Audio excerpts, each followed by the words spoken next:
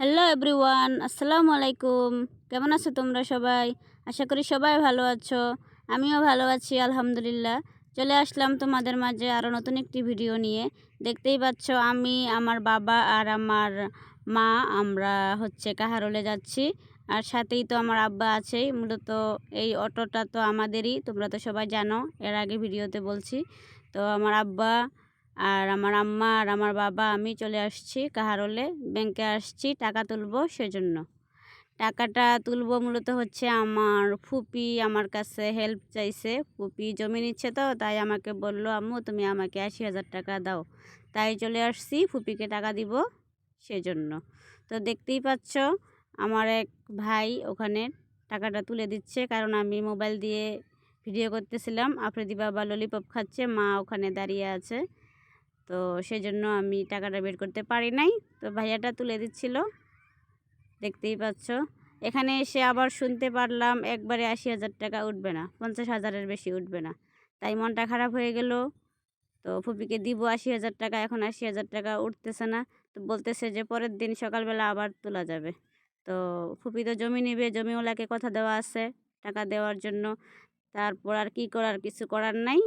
আমরা মনে করো 50,000 টাকাই তুললাম, কারণ হবে না, না হইলে তো কিছু করার নাই। তো দেখতেই পাচ্ছ আমাদের মূলত 40,000 উঠানো হয়ে গেছে।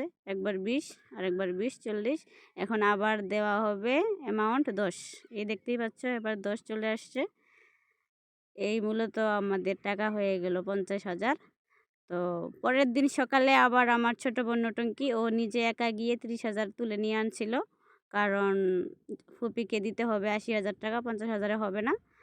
সেজন্য ছোট বোন সকালবেলা একা গিয়ে 30,000 টাকা তুলে আনাতে 50,000 হয়ে গেছে, ফুপিকে দিলাম। তারপর চলে আসলাম কসমেটিকের দোকানে। এখানে আফ্রিদি বাবা বলতেছে সে ডাক্তার সেট নিবে, দেখাই দিচ্ছিল আমাকে। তো ওর খেলনার বাসায় অভাব নাই, অনেক খেলনা। তো তারপরে ও শুধু খেলনা নিবে খেলনা নিবে এগুলো করতেছে। তো মূলত তারপর চলে আসতেছিলাম আমরা বাসায়। তো এখানে এই যে এই জমিটা আমার, তোমরা হয়তো দেখছো এর আগে ভিডিওতে আমি বলছি এই জমিটা আমার। তো এই জমিতে আমার কাঁঠাল গাছে এত পরিমাণ কাঁঠাল আসছে, তোমরা দেখতেই পাচ্ছ কত কাঁঠাল, এত পরিমাণ কাঁঠাল আসছে। কাঁঠালের ভারে একদম ঢাল ভেঙে পড়ে গেছে। তো আমরা কিন্তু জানি না, আমরা বাসায় ছিলাম। ঢাল ভেঙে পড়ে যাওয়াতে আমার এক বোন ওখানে আছে, সেই ফুফাতো বোন, আমার বোন ফোন করে বলছে তো রাতেই মানুষে নাকি কাঁঠাল সব নিয়ে নিছে, খড়ি টড়ি নিয়ে নিছে, অনেক কিছু নিয়ে নিছে, ঠিক আছে। তারপরে এখন আমার জমির পাশেই আমার একটা চাচার বাড়ি হবে, ওনারা এই খড়িগুলো আমাদের জন্য রাখছিল। তারপর আমাদেরকে বলছে যে তোমাদের জন্য এগুলো রাখছি, বাকিগুলো তো নিয়ে নিচ্ছে, এগুলো নিয়ে যাও। তো তারপর কি আর করার, আমরা ওই দিক দিয়ে আমার জমিটা, তারপরে কাঁঠাল গাছটা দেখে খড়ি কয়টা নিয়ে চলে আসতেছি বাসায়। তো সবাই ভালো থাকো, দেখা হচ্ছে নেক্সট ভিডিওতে। আল্লাহ হাফেজ।